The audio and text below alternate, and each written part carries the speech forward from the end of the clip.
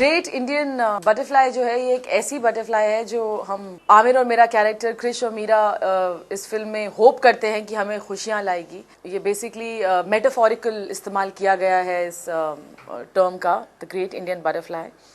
और इसकी खोज में हम निकलते हैं क्योंकि हमने सुना है कि एक ऐसी जगह है जहाँ पे बहुत सारी सफ़ेद तितलियाँ उड़ती हैं और अगर आप उन्हें देख लें तो आप जिंदगी भर के लिए खुशियाँ पा सकते हैं। According to your scriptures, the butterfly brings peace, luck and happiness. The butterfly will make us rich and free. Listen, we won't look for the Karthikeyan Valley this time. The butterfly can happen some other time. मेरा किरदार है मीरा का।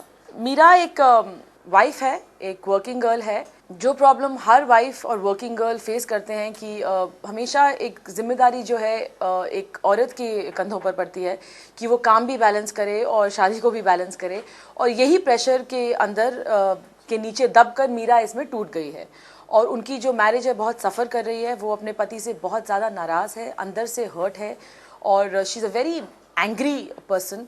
और इस वक्त उसका पति जो करे वो गलत, सही करे तो गलत, गलत करे तो गलत। उनकी मैरिज एकदम टूट चुकी है और फिर ये दोनों एक जर्नी पे निकलते हैं इस मैरिज को बचाने के लिए, और वो उस जर्नी का नाम है the great Indian butterfly. Mom had called. What did you tell her?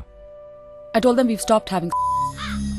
ये फिल्म मैंने मतलब इसीलिए दिलो जान नहीं डाला क्योंकि ये मेरा लीड रोल है, इसीलिए डाला क्योंकि ये फिल्म डिमांड करती थी। इसमें इतना इमोशन रिक्वायर्ड था कि मैं मतलब खर्च हो गई थी इस परफॉर्मेंस के बाद। And I was really spent, I was finished and I had no emotions left.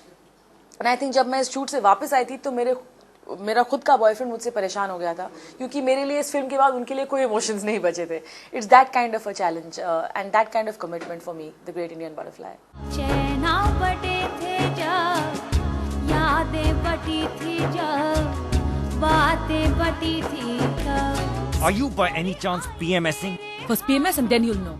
Music है इस फिल्म में और बहुत अच्छा म्यूजिक है, बहुत सूदिंग म्यूजिक है जो इस फिल्म को सूट करता है उस तरीके का म्यूजिक है। मतलब सडनली मैं कुछ ऐसा नहीं करने वाली हूँ और ना नमक इश्का करने वाली हूँ, but there is very nice music in this film which suits the film. Sarthak की स्क्रिप्ट ही नरेशन थी मेरे लिए, मतलब वो जो स्क्रिप्ट में लिखा था उससे ज़्यादा कुछ बोलने की सार्थक को ज़रूरत नहीं थी। It was a very clear script, बड़े क्लियर इमोशंस थे, बड़े सिंपल डायलॉग्स थे, तो ऐसा कुछ नहीं था कि सार्थक को हमें बार बार कुछ कहना पड़े। हम लोग कंटिन्यूसली कन्वर्स करते थे क्योंकि ये फिल्म सार्थक की पर्सनल लाइफ से काफ़ी ली गई है, तो हमेशा एक ओपन कॉन्वर्सेशन रहता था सार्थक के साथ। It was just on that level, it was very simple, very easy.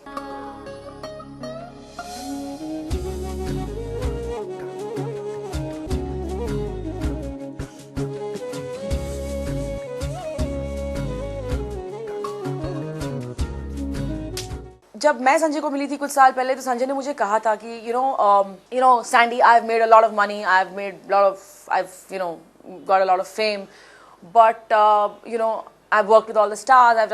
He said लेकिन अब मेरा मन करता है कि मैं एक्टर्स के साथ काम करूं, मैं I want to earn some credibility, I want to earn some respect, as.